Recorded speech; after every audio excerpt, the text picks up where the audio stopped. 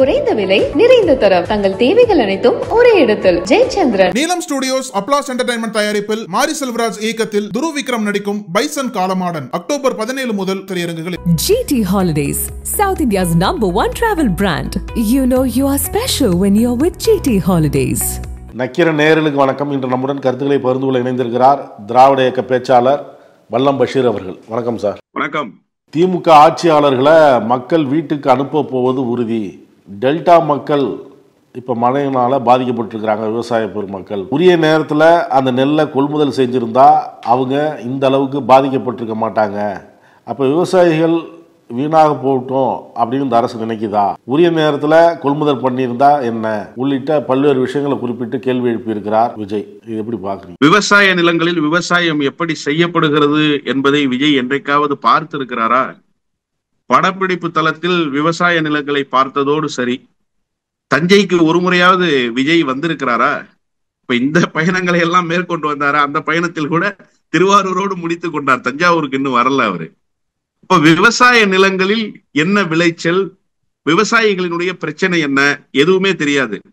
எடப்பாடி பழனிசாமி 10 நாட்களுக்கு முன்பாக இந்த மழை வந்த போது விவசாயிகளினுடைய குறையை கேட்பதற்காக ஒரு எதிர்கட்சி தலைவர், ஒரு நியாயமான அணுகுமுறை தான், அதுல ஒன்னும் குறை சொல்ல முடியாது. ஏன்னா எதிர்கட்சியினுடைய பணியை செய்யணும். முளைச்சு போச்சு நெல் மூட்டைகள்னு சொல்றாங்க, நெல்மணிகள் முளைச்சிருச்சுன்னு சொல்றாங்க. பார்வையிடுவதற்காக வந்து அவர் ஆங்காங்கே கேட்ட செய்திகளை அப்படியே பகிர்ந்து அரசின் மீது ஒரு குற்றச்சாட்டை வச்சுட்டு போறாரு.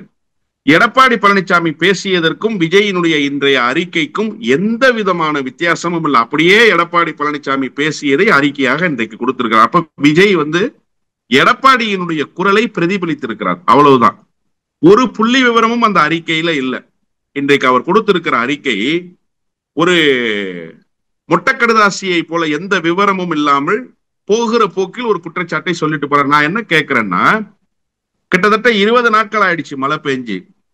இந்த டிபிசில நெல்லை கொண்டு வந்து கொட்டுறாங்க, இந்த பிரச்சனை இருக்கு, அதுக்கு லாரி பத்தல, கொள்முதல் நிலையங்கள்ல முறையாக கொள்முதல் நடக்கலன்ற குற்றச்சாட்டுகள் வைக்கப்பட்டு 20 நாள் ஆயிடுச்சு. 20 நாட்களாக எங்கே இருந்தார் விஜய்? விஜயினுடைய குரல் என்ன?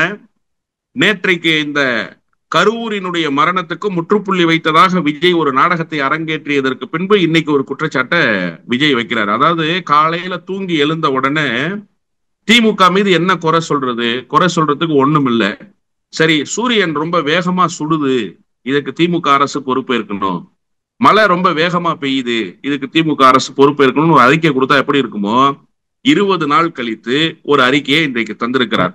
எடப்பாடி பழனிசாமி போயிட்டு வந்தார்ல டெல்டா பகுதிக்கு, அதன் பிறகு 2 நாட்கள் கழித்து சென்னையிலையும் மழை வெள்ளம். சென்னையில மழை வெள்ளம். இங்க வந்து கண்ட்ரோல் ரூம் போட்டாச்சு. அதை நேரடி கட்டுப்பாட்டுல வச்சிருக்கிறவர் யாருன்னா துணை முதலமைச்சர். அந்த துணை முதலமைச்சர் டெல்டாவுக்கு ஒரு பயணம் போறாரு.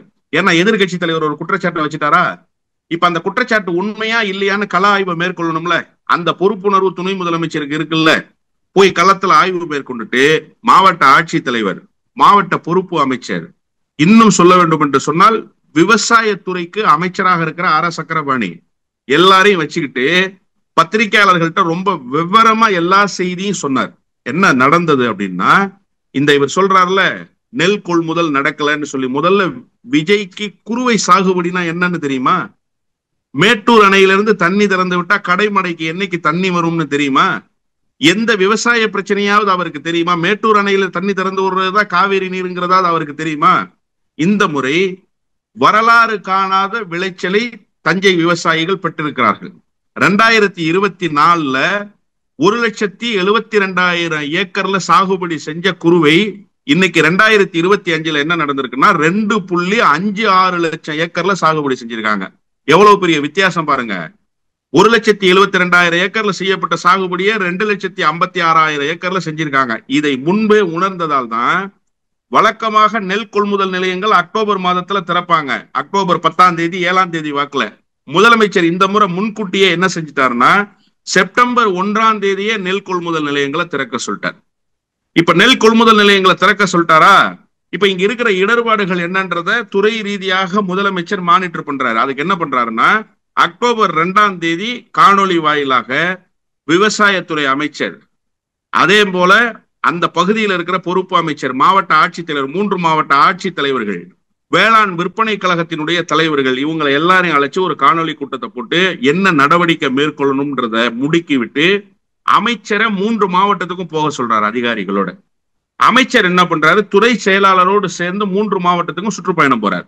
சுற்றுப்பயணம் போய் அங்க இருக்கக்கூடிய இடர்பாடுகள் என்னன்னு பார்த்தா 13 மடங்கு கூடுதல் விளைச்சலா இருக்கு நாகப்பட்டினம் மாவட்டத்துல. குறிப்பா என்ன நடந்ததுன்னா 1,16,000 விவசாயிகளுக்கு 2,152 கோடி ரூபாய் வழங்கப்பட்டு நெல் கொள்முதல் செய்யப்பட்டுச்சு. எப்போ? இந்த ஆண்டு சொல்றேன். அதன் பிறகு 10 லட்சம் மெட்ரிக் டன்னை கொள்முதல் செய்யணும்ன்றது இலக்கு நிர்ணயிச்சாச்சு. 8 லட்சம் மெட்ரிக் டன் நெல்லை கொள்முதல் பண்ணி அது ஏற்கனவே முறையாக ரயில்கள் மூலம் கொண்டு சேர்க்கப்பட்டுச்சு. தினந்தோறும் தஞ்சாவூர்ல மட்டும் 4,000 மெட்ரிக் டன் கொள்முதல் செய்யப்படுது நேரடி கொள்முதல் நிலையங்கள்ல. தஞ்சாவூர்ல இருக்கக்கூடிய குடந்தை பகுதியில 2,000 மெட்ரிக் டன் நாள் ஒன்றுக்கு கொள்முதல் செய்யப்படுது. பட்டுக்கோட்டையில நாள் ஒன்றுக்கு 2,000 மெட்ரிக் டன் நெல் கொள்முதல் செய்யப்படுது. இப்ப இவ்வளவு நெல்லையும் சேகரிச்சு கொண்டு சேர்க்க வேண்டிய பணியை கொண்டு சேர்த்துட்டாங்க. 12 நாளைக்கு முன்னாடி இதுல ஒரு தொய்வு இருக்கு அப்படிங்கிறத சட்டப்பேரவையில ஆற்காடு சட்டப்பேரவை உறுப்பினர் கேள்வியா எழுப்புறாரு. அதற்கு பதில் சொல்றாரு அண்ணன் அமைச்சர் ஆர் சக்கரபாணி, அதாவது செறிவூட்டப்பட்ட அரிசியை சேர்த்து அதை விநியோகம் செய்யணும்ன்றது ஒன்றிய அரசினுடைய வழிகாட்டு நெறிமுறை. அதான் இப்ப ரூல்ஸ் அண்ட் ரெகுலேஷன்ல சேர்த்திருக்காங்க. இப்போ 100 கிலோ அரிசி அப்படின்னு சொன்னா அதுல 1 கிலோ செறிவூட்டப்பட்ட அரிசி, அந்த போர்ட்டிஃபைடு ரைஸை சேர்க்கணும். இப்ப இந்த 1 கிலோ அரிசியை ஒன்றிய அரசு கொடுக்கறதுக்கு எப்ப அவகாசம் எடுத்துக்கிறாங்கன்னா செப்டம்பர் மாசம் 7ஆம் தேதி கேட்கிறாரு முதலமைச்சர். ஏன் இன்னும் செறிவூட்டப்பட்ட அரிசியை தமிழ்நாட்டினுடைய தொகுப்புக்கு கொடுக்கல? மே மாதமே கொடுத்திருக்க வேண்டிய தொகுப்பாச்சே. குறுவை சாகுபடி நடந்து முடிந்து அறுவடைக்கு நெல்மணிகள் தயாராயிடுச்சு, கொள்முதல் நிலையங்களையும் நாங்க திறந்துட்டோம்னு செப்டம்பர் மாசம் 7ஆம் தேதி சொல்றேன். ஏன்னா செப்டம்பர் மாசம் 1ஆம் தேதி கொள்முதல் நிலையங்களை திறந்தாச்சு. கொள்முதல் நிலையங்களை திறந்து 7 நாள்ல கொள்முதல் செய்யப்பட்ட நெல்லை கொண்டு குடோன்ல சேர்த்தாச்சு. இப்ப கேட்கிறாரு முதலமைச்சர். அதற்கு முன்பு மே மாதம் 18ஆம் தேதி ஒரு கடிதம் இது குறித்து எழுதுறாரு. மே மாசத்துக்கு பிறகு ஜூலை மாசம் இது குறித்த ஒரு நினைவூட்டலை கொடுக்குறாங்க. தமிழ்நாடு அரசு சார்பில் சீஃப் செக்ரட்டரி கடிதம் எழுதியிருக்கிறாரு. இந்த 2 கடிதத்துக்கும் எந்த பதிலும் இல்ல, ஒன்றிய அரசிடமிருந்து பதில் இல்ல. இப்ப இது குறித்து எடப்பாடி பழனிசாமி வாய் திறக்கல, இன்றைக்கு அறிக்கை கொடுத்திருக்கிற விஜய் வாய் திறக்கல. இத 12 நாட்களுக்கு முன்பு சட்டப்பேரவையில் சொல்றாரு. அந்த போர்ட்டிஃபைடு ரைஸ் கிடைக்காததுனாலதான் இவ்வளவு காலதாமதமாச்சு. ஏன்னா அரவை நிலையங்கள்ல நெல்லை அரைச்சிட்டோம்னு சொன்னா இந்த போர்ட்டிஃபைடு ரைஸை மிக்ஸ் பண்ணணும். அந்த போர்ட்டிஃபைடு ரைஸை மிக்ஸ் பண்ணாம வெளி சந்தைக்கு அரிசியை கொண்டு சேர்க்க முடியாது, எக்ஸ்போர்ட் பண்ண முடியாது. இந்த மாதிரியான சிக்கல்கள்லாம் இருக்கு. அதுக்கு கொஞ்சம் காலதாமதம் ஆயிடுச்சு. ஆனா அதையும் விரைவுபடுத்தி பண்றோம்னு அமைச்சர் சொல்லிட்டாரு. இப்ப இத துணை முதலமைச்சர் பத்திரிகையாளர் சந்திப்பிலேயே தஞ்சாவூர்ல சொல்றாரு. இதுதான் நடந்தது அப்படிங்கிற செய்தியை சொல்றாரு. எத்தனை மெட்ரிக் டன் இதுவரை கொள்முதல் செய்யப்பட்டிருக்குன்னு சொல்றாருன்னா 8 லட்சம் மெட்ரிக் டன் கொள்முதல் செய்யப்பட்டிருக்குன்னு சொல்றாரு. எவ்வளவு இலக்கு நிர்ணயிச்சிருக்க அரசு? 10 லட்சம் மெட்ரிக் டன் இலக்கு நிர்ணயிச்சிருக்கு. இன்னொன்னு, நெல் கொள்முதல் நிலையங்கள் பத்தி இன்னைக்கு அறிக்கையில சொல்றாரு. மொத்தம் எத்தனை நெல் கொள்முதல் நிலையங்கள்னு ஒரு புள்ளி விவரம் சொன்னாரா? நான் சொல்றேன் கேளுங்க. தமிழ்நாடு முழுமைக்கும் 1825 நேரடி திறந்தவெளி நெல் கொள்முதல் நிலையம். இந்த 1825 நேரடி நெல் கொள்முதல் நிலையங்கள்ல கொள்முதல் செய்யப்பட்ட நெல்லு தான் 8 லட்சம் மெட்ரிக் டன். அது ஏற்கனவே பாதுகாப்பாக போய் சேர்ந்துருச்சுன்னு துணை முதலமைச்சர் சொல்லியிருக்காரு. இல்லைன்னு மறுக்க சொல்லுங்க விஜய்க்கு இந்த விவகாரம் தெரியுமா? இலக்கே 10 லட்சம் தாங்க. அப்ப ஏறக்குறைய 80 விழுக்காட்டை எப்ப நிறைவு செய்யறாங்க? 5 நாளைக்கு முன்னாடியே நிறைவு செய்யறாங்க. இன்னும் நெல் கொள்முதல் நடந்துகிட்டே இருக்கு. இப்ப நெல்மணிகள் பூத்துருச்சு, நெல்மணிகள் முளைச்சிருச்சு. ஆமாங்க, முளைச்சிருச்சு, இல்லைன்னு மறுக்கிறதுக்கே இல்லை. ஏன்னா மழை பெய்துச்சுன்னா விவசாயிக்கு தான் தெரியும் நெல் எப்படி முளைக்கும்னு சொல்லி. அப்ப வெளியில குடோன் ஏன் ஃபுல்லாச்சு? ஏன் அரசுனால அங்க அகாமடேட் பண்ண முடியல? இந்த போர்ட்டிஃபைடு ரைஸ் வராம அரவை நிலையங்களுக்கு நெல் போய் சேராம இருந்ததுனால ஒன்றிய அரசினுடைய காலதாமதத்தால நடந்துச்சு. அதனால ஒரு நெல் கொள்முதல் நிலையத்துக்கு 800 மூட்டைகள் வீதம் அங்கங்க நெல் மூட்டைகள் தேங்கி இருந்துச்சுங்கிறது யதார்த்தமான உண்மை. அதுக்கு காரணம் யாரு? இந்த போர்ட்டிஃபைடு ரைஸ் வராததுதான காரணம். அது குறித்து எடப்பாடி பழனிசாமி பேசினாரா? அது குறித்து விஜய் தன்னுடைய அறிக்கையில சொன்னாரா?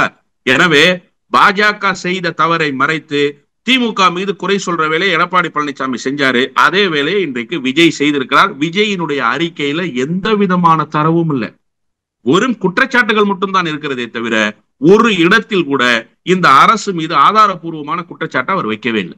எடப்பாடி குரலை அப்படியே இவர் பிரதிபலிக்கிறார். எடப்பாடி முதல்ல ஒரு எதிர்கட்சி தலைவருங்கிற முறையில் அங்கே போறாரு, டெட்டால் பகுதிக்கு போறாரு, மழை நனைகிறாரு, எல்லாத்தையும் பார்வையிடுறாரு, மக்கள்கிட்ட கேட்கிறாரு, நெல்லை கையில் தூக்கி பார்க்குறாரு, அங்கே அப்படியே பார்த்ததை அப்படியே ஒரு பேட்டி மாதிரி கொடுக்குறாரு, அப்படியே வராரு. அதை இவர் பிரதிபலிக்கிறார். ரெண்டும் ஒரே குரலாக இருக்கு அப்படின்லாம் சொல்றீங்க. எடப்பாடி அதானே எதிர்பார்க்குறாரு. அவர்கிட்ட தன் குரலை மாதிரி அவரும் ஒழிச்சிட்டு தன்னிட்ட வரணும்னு நேற்று இப்போ அவர் முதல்ல பேசினார். எடப்பாடி முதல்ல கொடி பறக்குது, பிள்ளையார் சொல்லி போட்டாச்சுன்னாரு. உதயகுமார் சிரஞ்சீவி நல்ல முடிவு எடுக்கல, ஆனால் பவன் கல்யாணம் நல்ல முடிவு எடுத்ததுனால துணை முதல்வர் ஆகிட்டாரு. சிரஞ்சீவி மாதிரி தவறான முடிவு எடுத்துட்டீங்கன்னா அவங்க ஆண்டவனாலையும் தாவேக்காவை காப்பாற்ற முடியாது அப்படிங்கிறார் உதயகுமார். இன்னைக்கு ராஜேந்திர பாலாஜி அதான சொல்றாரு, நீங்க வந்தீங்கன்னா 220, நீங்க வரலன்னா அதிமுக மட்டும் 180. இப்ப இதுல இருந்து என்ன புரிந்து கொள்ள வேண்டியிருக்குன்னா, அதிமுக எவ்வளவு பலகீனப்பட்டு போயிருக்கு பாருங்க. என்னைக்காவது அதிமுக இப்படி கூட்டணிக்காக பிச்சை கேட்ட வரலாறு இருக்கா? 2001 சட்டமன்ற தேர்தலில் இருந்து எடுத்துக்கங்க. அதற்கு முன்பும் கூட அதிமுக எந்த இடத்திலும் போய் கூட்டணிக்காக யாசகம் கேட்டதே கிடையாது. மூப்பனார் கூட போயஸ் கார்டன் இல்லத்தில் வாசலில் 1.5 மணி நேரம் காத்திருந்துதான் கூட்டணி பேச்சுவார்த்தை நடத்தி முடிச்சார் 2001. 2001 மூப்பனார்ன்றது ஒரு பெரிய போர்ஸ் தமிழ்நாட்டு அரசியல், நீங்க நல்லா தெரிஞ்சுக்கணும். அப்படிப்பட்ட மூப்பனாரே காத்திருந்து கூட்டணி பேசுகிற கட்சியாகத்தான் அதிமுகவை உயரத்தில் வைத்திருந்தார். 2014 தேர்தல் தனித்து போட்டியிட்டு வெற்றி, 2016 மீண்டும் மகத்தான வெற்றி, இப்படி தொடர் வெற்றிகளை பெற்று கூட்டணி விவகாரத்துல எந்த கட்சி இடத்திலும் போய் வாங்கன்னு கேட்டதே கிடையாது அதிமுக. இப்ப என்னன்னா, நிரூபிக்கப்படாத வாக்கு வங்கி. விஜய்க்கு ஏதாவது வாக்கு வங்கி நிரூபிக்கப்பட்டிருக்கா? ஒரு உள்ளாட்சி தேர்தலில் விஜய் கண்டெஸ்ட் பண்ணியிருக்காரா? விஜய்க்கு ஏதாவது ப்ரூவன் ரெக்கார்டு இருக்கா? கிடையாது. வெறும் கூட்டம் அலைமோதுகிறது என்பதை வைத்து மட்டுமே விஜய்க்கு இத்தனை சதவீதம் இருக்கலாம்னு கணிப்பு தான். இந்த கணிப்பு மெய்யாகலாம், பொய்யாகலாம். இந்த கணிப்புக்கு வாங்க வாங்க வாங்க வாங்கன்னு வாசலை திறந்து வைத்து விஜய் காலில் விழாத குறையாக காத்திருக்கிறார் எடப்பாடி பழனிசாமி. நான் என்ன கேட்கிறேன், ஒரு கொடி பறந்துருச்சு, உன் கொடி அதை விட பெருசு சார், உன் கொடியினுடைய செல்வாக்கு அதை விட உயரம், அதை நீ உணர்ந்திருக்கியா இல்லையான்றதுதான் இப்ப இருக்கிற கேள்வி. இதே உதயகுமார் என்ன சொல்றாரு, விஜய் கூட்டணிக்கு வரலன்னா ஆண்டவனால கூட காப்பாத்துமா. உங்களை யாராவது காப்பாத்துற நிலைமையில இருக்காங்களா இன்னைக்கு? உங்களை நீங்க காப்பாத்திக்கங்க. முதல்ல உங்களை முழுவதுமாக தின்று செரித்து விட்டது பாரதிய ஜனதா கட்சி. உங்களை காப்பாத்துறதுக்கே தமிழ்நாட்டு அரசியல் களத்துல ஆள் இல்ல. நீங்களே யாரு காப்பாத்துவான்னு தெரியாம அமித்ஷா காலையும் மோடியினுடைய காலையும் நக்கி பிழைத்து கொண்டிருக்கிற நேரத்துல விஜயை ஆண்டவனால கூட காப்பாற்ற முடியாது. நீங்க விஜய்க்கு அறிவுரை சொல்ற இடத்துலயா நீங்க இருக்கீங்க? அவர் நேற்று பெய்த மழையில் இன்னைக்கு முளைத்த காளான். அவரை யாரு வேண்டுமானாலும் காப்பாற்றலாம், காப்பாற்றாமல் விட்டாலும் ஒன்னும் பெரிய நஷ்டம் இல்லை. ஆனா நீங்க பேரியக்கம், அந்த பேரியக்கம் இன்றைக்கு பாழ்பட்டு கிடக்கு. தமிழ்நாட்டு அரசியலில் அரை நூற்றாண்டு காலம் மிகப்பெரிய வெற்றிகளை ஈட்டி மிகப்பெரிய சாதனை வரலாறு படைத்த இயக்கம், அது இன்னைக்கு எங்க இருக்குன்னு தெரியல. ராஜேந்திர பாலாஜி சொல்றாரு, நாங்க 180 ஜெயிச்சிருவோம், நீங்க வந்தீங்கன்னா 220 ஜெயிச்சோம். எந்த கணக்கு இது? என்ன ரெக்கார்டு வச்சிருக்கீங்க? இதுக்கு போற போக்குல சும்மா சொல்லி விட்டு போறதா எதையாவது? திமுக கூட்டணியிலும் இருக்கக்கூடிய வாக்கு வங்கியை ஒரு சின்ன டேமேஜாவது பண்றதுக்கான வாய்ப்பை உருவாக்கி இருக்க அதிமுக. களத்துல எங்கேயாவது அதிமுக அதற்குண்டான வேலையை செஞ்சிருக்கா? நான் சொல்றேன், 63,000 வாக்குச்சாவடிகளுக்கு வாக்குச்சாவடி முகவர்களை நியமனம் பண்ணிடுச்சு திமுக ஒரு வருஷத்துக்கு முன்னாடியே. 2 பயிற்சி கூட்டங்களை நடத்திருச்சு. நீங்க இன்னும் பாக முகவர்களை நியமனம் பண்ணி முழுமையான ஃபார்மே வாங்கல. இன்னும் கீழ்நிலையில கிளைக்கழகங்கள்ல என்ன நடக்குதுன்றது எடப்பாடி பழனிசாமிக்கு தெரியாது. காங்கிரஸ் கட்சியினுடைய அரசியல் மாதிரி அப்படியே மேல்மட்ட அரசியலை பண்ணிக்கிட்டு மாவட்ட செயலாளரோட பேசிட்டு அப்படியே போயிட்டு இருக்காரு எடப்பாடி பழனிசாமி. நீங்க தேர்தலை சந்திக்கிறதுக்கே தயாரா இல்ல. நீங்க 220 தொகுதி விஜய் வந்தான்னு ஒரு கணக்கு போட்டுட்டு இருக்கீங்க. அப்ப விஜய் 40 இடங்களை கொடுப்பதற்கு தயாராகி விட்டதாக ஒரு மறைமுக செய்தியை ராஜேந்திர பாலாஜி சொல்லி இருக்கிறார். இன்றைக்கு அதை பார்த்து கூட விஜய் இப்படி இந்த அறிக்கையை அப்படியே ஒப்பித்திருக்கலாம். ஆனா ஒரு நல்ல கூட்டணி, முக்கோண காதல் மாதிரி பாஜக, தமிழக வெற்றி கழகம், அதிமுக இவர்கள் எல்லோரும் சேர்ந்து இருந்தா எதிரியை வீழ்த்துவது ரொம்ப எளிதா இருக்கும் எங்களை போன்றவர்களுக்கு. காரணம் என்ன அப்படின்னு கேட்டீங்கன்னா, நீங்க 3 முனையா நின்று 4 பேரா நின்னு உங்க 4 பேருக்கும் பதில் சொல்றதுக்கு நீங்க எல்லாரும் ஒரே கூண்டுக்குள்ள நின்னீங்கன்னா ஒரே பதிலோடு உங்களை வீழ்த்துவதற்கு அரசியல் களம் இலகுவாக அமையும். அந்த களம் அமையணும்னு தான் நாங்களும் காத்திருக்கோம். விஜய் பெரிய அளவுலாம் இல்லை அப்படின்னு நீங்க சொல்றீங்க.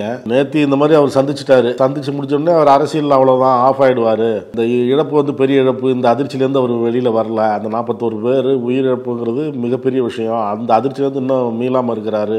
விஷயம் சிபிஐ கைக்கெல்லாம் போயிடுச்சு. அதனால அவர் ஆஃப் ஆயிடுவாரு அப்படின்னு எல்லாரும் சொன்னாங்க.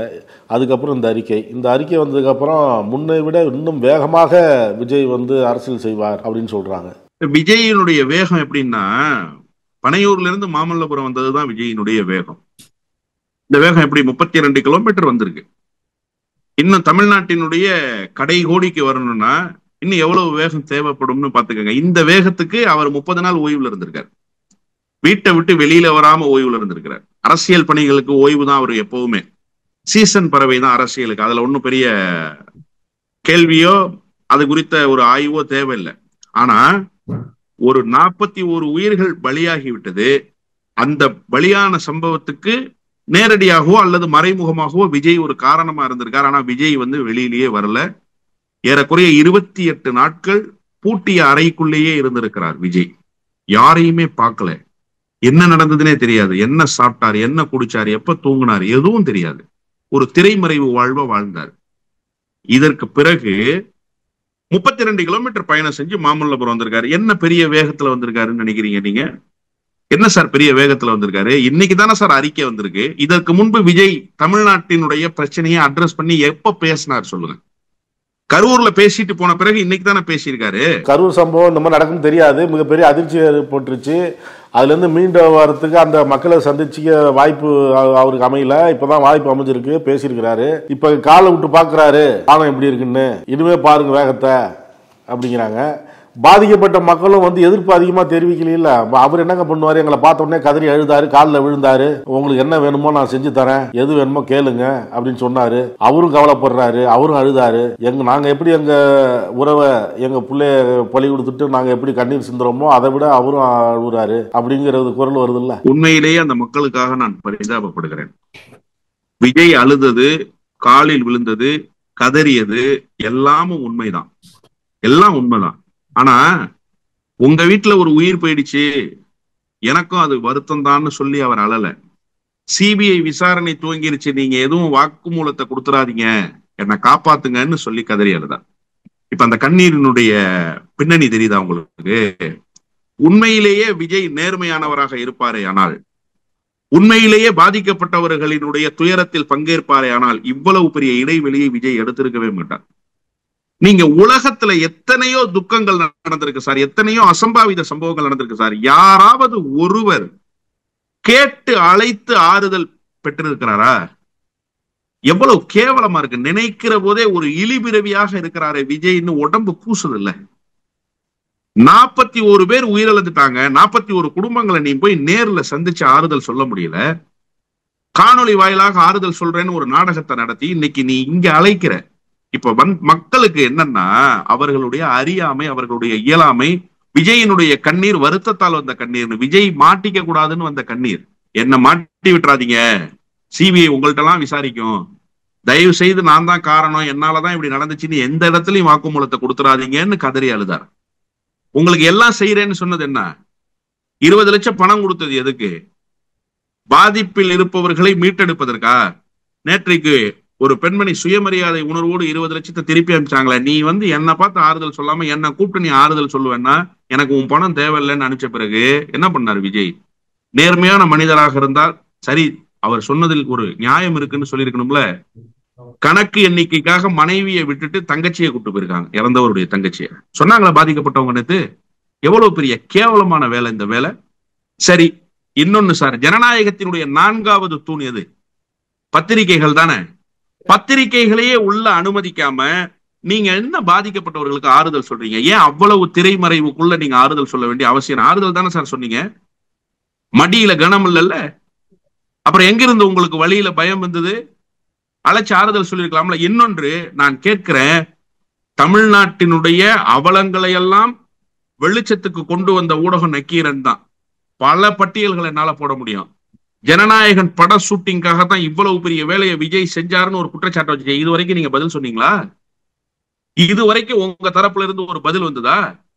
பிரதான ஊடகம் ஒரு குற்றச்சாட்டை வச்சு, ஆதாரபூர்வமான குற்றச்சாட்டை வச்சுச்சு இல்ல, அதன் பிறகுதான் ஊடகங்களை எந்த இடத்துலயும் அனுமதிக்க கூடாதுன்ற முடிவுக்கு வந்தார் விஜய். நல்லா தெரிஞ்சுக்கங்க நீங்க. அப்போ எவ்வளவு திரைமறைவு பேரங்களை தொடர்ந்து நடத்தி கொண்டே இருக்கிறார் விஜய். விஜய் வெளியில் வரமாட்டார், விஜய் ஆறுதல் சொல்கிற செய்தி வெளியில் வரக்கூடாது, விஜய் வந்து போவார் என்று சொன்னால் அவரை பத்திரிகையாளர்கள் பின்தொடரக்கூடாது. யார் யா நீ? வானத்திலிருந்து இறங்கி வந்த தேவ தூதரா? சக மனிதன் தானே.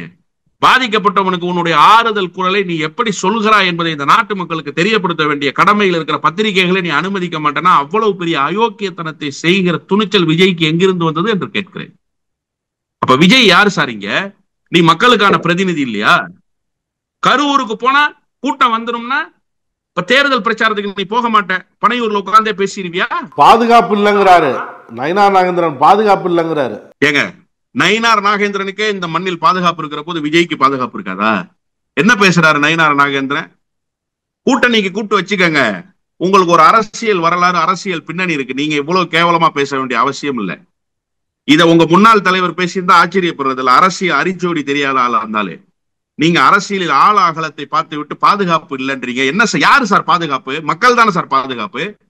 இங்க இருக்கிற தலைவர்கள் எல்லாருக்கும் போலீஸ் பாதுகாப்பா? கரூர் மக்களுக்கே பாதுகாப்பு இல்லைங்கிறாரு அவரு. அவர் என்ன சொல்றாரு நயினார் நாகேந்திரன்? கரூர் மக்களுக்கே பாதுகாப்பு இல்லாம இருக்கிறாங்க கரூர் மக்களே. அப்படி இருக்கும்போது விஜய் அங்க போனா அவருக்கு உயிருக்கு பாதுகாப்பு இல்லைன்னு அங்க இருக்கிற மக்களே பேசுறாங்க.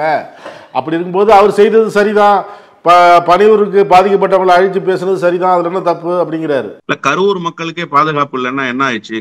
கரூர்ல ரத்த ஆறு ஓடிட்டு இருக்கா? கரூர்ல என்ன சார் பாதுகாப்பு இல்ல? பட்டியல் போட்டு சொல்லுங்க. நீங்க தமிழ்நாட்டினுடைய பிரதான கட்சிக்கு தலைவர் பொறுப்பேற்றிருக்கிறீங்க இல்லையா? நீங்க ஒரு சட்டமன்ற உறுப்பினர், மக்களால் தேர்ந்தெடுக்கப்பட்ட மக்கள் பிரதிநிதி. பட்டியல் போடுங்க, என்ன கரூர்ல மக்களுக்கு பாதுகாப்பு இல்ல? இந்த அரசு பதில் சொல்லும் சார். நீங்க பட்டியல் போடுங்க. சும்மா போற போக்குல குற்றச்சாட்டை வச்சுட்டு போக கூடாது. முதல்ல விஜய்க்கு பாதுகாப்பு இல்ல, அப்புறம் கரூர் மக்களுக்கு பாதுகாப்பு இல்ல, அரசு பாதுகாப்பு தரமாட்டேன்னு. ஏன் சார் இந்த அரசை நம்பிதான் விஜய் கட்சி தொடங்கினாரா? இந்த அரசை நம்பிதான் விஜய் பிரச்சார பயணத்துக்கு வர்றாரா? இந்த அரசை எதிர்க்கிற போது இந்த அரசை நம்பி வந்தேன்னு சொல்றதே ஒரு முரண் இல்லையா? அந்த முரணோடு பயணிக்கிறார விஜய். நீங்க அரசியல் புரிதல் உள்ள கட்சிகள்லாம் கொஞ்சம் அவருக்கு சொல்லக்கூடாதா? கூட்டணிக்கு பேச்சுவார்த்தை நடத்திட்டு இருக்கீங்களே, சிபிஐ வந்த பிறகு இன்னும் அழுத்தமான பேச்சுவார்த்தை எல்லாம் நடத்துறீங்களே, சொல்லலாம்ல. விஜய் மிகப்பெரிய தவறை அரசியல் களத்தில் செய்து கொண்டிருக்கிறார். அதற்கு இவர்கள் எல்லோரும் துறை நிற்கிறார்கள். காலம் இவர்களை அம்பலப்படுத்தும், தோலுரிக்கும். கரூர் செல்லாததற்கு என்ன காரணம் நினைக்கிறீங்க? நீங்களும் ஒரு அரசியல் கட்சியில பயணம் பண்ணவர், அரசியல் தொடர்பாக பல பயணம் பண்ணியிருக்கீங்க, பல மேடைகள் ஏறி பேசியிருக்கீங்க, பொதுக்கூட்டங்கள் நடத்தியிருக்கீங்க, பல்வேறு செயல்களில் ஈடுபட்டிருக்கீங்க, அதாவது பொதுமக்களுக்காக. கரூர் செல்லாததற்கு என்ன காரணம் நினைக்கிறீங்க? அங்கே போனால் மக்கள் இல்லைன்னா அந்த பாதிக்கப்பட்ட குடும்பத்தினர் கேள்வி எழுப்புவாங்க, அதற்கு பதில் சொல்ல முடியாத நிலை ஏற்படும் அப்படிங்கிறதுனால இல்லை என்ன காரணம்? கரூர் களத்தில் விஜயால் நிற்க முடியாது என்பதுதான் பிரதான காரணம். குறிப்பா இன்னைக்கு இந்த 41 குடும்பங்கள் இவர் மீது பாசமும் பரிவும் காட்டுறது மாதிரியான ஒரு சூழலை காட்டுறாங்கல்ல அரசியல் களத்துல. கள யதார்த்தம் அப்படி இல்லை. கரூரில் ஒட்டுமொத்த மக்களும் விஜய்க்கு எதிராக நிற்கிறார்கள். விஜய் வந்தார் என்று சொன்னால் மக்கள் எதிர்ப்பை சந்திக்க வேண்டிய கட்டாயம் விஜய்க்கு எழுந்துரும். விஜயினுடைய இமேஜ் சுக்குநூறா உடைஞ்சிடும். அதனாலதான் விஜய் வெளியில போகாம இருக்காரு. இல்ல நீங்க எப்படி சொல்றீங்க? பாதிக்கப்பட்ட அந்த குடும்பங்களை சேர்ந்தவர்களோ இல்ல அங்க இருக்கிற சிலரோ பேட்டி கொடுக்கும் பொழுது அவர் மேல என்ன தப்பு அப்படிங்கிற மாதிரி அந்த கருத்து தானே சொல்றாங்க. நீங்க 20 லட்சம் பணத்தை கொடுத்துட்டு உங்களுக்கு என்னெல்லாம் தேவையோ நான் செய்யறேன்னு ஒருத்தர் சொல்லிட்டா யாராவது எதிர்த்து பேசுவாங்கன்னு நினைக்கிறீங்க? கீழ்நிலையில் இருக்கிற மக்கள் சார், 20 லட்சம் என்பது அவர்கள் வாழ்நாளில் சேகரிக்க முடியாத ஒரு பெரும் பணம். அந்த பணத்தை ஒருத்தர் கொடுத்திருக்காரு. பாதிக்கப்பட்ட உயிருக்காக கொடுத்தார், அது வேறு. ஆனா பணம் கிடைச்சிருக்கு. கூட்டு ஒரு வாக்குறுதியை கொடுக்கிறார். இதெல்லாம் தாண்டி கவிக்கோ அப்துல் ரஹ்மான் ஒரு அழகான கவிதை வரியை சொன்னார். அதான் எனக்கு இந்த நேரத்துக்கு நினைவுக்கு வருது. இந்த சினிமா மோகம் இருக்குல்ல, அது எவ்வளவு மோசமானதுங்கிறதுக்கு சொல்றேன். ஆட்டுக்கார அலமேல்னு ஒரு படம் வந்துச்சு. அதுல நடிச்ச ஆடை தமிழ்நாடு முழுக்க கூட்டு வந்தாங்க. அந்த படக்குழு ஆயிரக்கணக்கான மக்கள் கூட்டினாங்க. அப்ப கவிக்கோ அப்துல் ரஹ்மான் சொன்னாரு, ஆட்டுக்கார அலமேலு படத்தில் நடித்த ஆடு கம்பீரமாக நிற்கிறது, அதற்கு முன்பாக மக்கள் ஆட்டு மந்தைகளாக நிற்கிறார்கள்னு சொன்னார். இந்த சினிமா மோகம் பார்க்க போனதுல பாதி பேர் விஜயை பார்க்கலாம்னு போனவங்க தான். படத்துல பார்த்த விஜயை நேர்ல பாக்குற ஒரு வாய்ப்பு, எனவே நேர்ல போய் பாத்திர முடியாதா அப்படின்னு நினைச்சு போனவங்க. ஆனா ஒட்டுமொத்த மக்களும் அப்படியா நினைக்கிறார்கள்? விஜய் பெரிய கதாநாயகனா இருக்கலாம் சார், விஜய் பண்ணிருக்கிற அயோக்கியத்தன நாட்டு மக்களிடத்துல அம்பலப்பட்டு போயிருக்கு. இந்த உயிரிழந்தவர்களினுடைய குடும்பம் மட்டும்தான் தமிழ்நாடா? அவர்கள் வேண்டுமானால் விஜயை மன்னிப்பது போன்ற ஒரு மனநிலையில் இருக்கலாம். ஆனா தமிழ்நாடு விஜயை மன்னிக்கல. விஜய்க்கு மிகப்பெரிய எதிர்ப்பு தமிழ்நாட்டு களத்துல உருவாயிருக்கு. இந்த கரூர் சம்பவத்துக்கு பிறகு விஜய் ஒரு கூட்டத்தையே சமாளித்து கூட்டத்தையே கட்டுக்கோப்பாக நடத்த முடியாது, இவர் கையில நாடு சிக்கினா நாடு சின்னாபின்னமாயிரும்னு தமிழ்நாட்டு மக்கள் பேசுறாங்க. இதுதான் யதார்த்தமான உண்மை. இப்ப இந்த நிலையில விஜய் கரூருக்கு போனா எவ்வளவு பெரிய எதிர்ப்பை சம்பாதிக்க வேண்டியிருக்கும். அது நாடு முழுக்க எதிரொலிக்காதா? விஜய்க்கு கரூரில் மக்கள் எதிர்ப்பு, கருப்பு கொடி காட்டிட்டாங்கன்னா, விஜயே திரும்பி போன்னு சொல்லிட்டாங்கன்னா, இந்த எதிர்ப்பை சந்திப்பதற்கு விஜய் தயாராக இல்லை. அதனாலதான் அவர் வீட்டை விட்டே வெளியில வரல. கரூர்ல மட்டும் இல்ல, வேற எங்கேயுமே அவர் வராம போனதுக்கு காரணம் அதுதான். அவர் கேட்டார்ல ஒரு அனுமதி, அந்த அனுமதி கேட்ட போதே தெரியும் அவர் வரமாட்டார் கரூருக்குன்னு. எது நடைமுறை சாத்தியம் இல்லையோ அதை சொல்லி கேட்டது. நான் வரேன்னு சொன்னேன், அரசு எனக்கு ஒத்துழைப்பு கொடுக்கல. அப்பனா என்ன அர்த்தம்? நீ எது செய்ய முடியாதோ அதை சொல்லி அனுமதி கேட்கிற, அது நடக்காதுன்னு உனக்கு தெரியும். அப்ப வரணும்ன்றது உன்னுடைய நோக்கம் இல்ல, வரக்கூடாதுன்றது அவனுடைய நோக்கம். டே ஃபர்ஸ்ட்ல இருந்து கரூருக்கு வரக்கூடாதுன்னு தான் அவர் நினைச்சார். ஏன்னா அதிகாரிகள் போ சொல்லிட்டாங்க, அதெல்லாம் சும்மா கதை.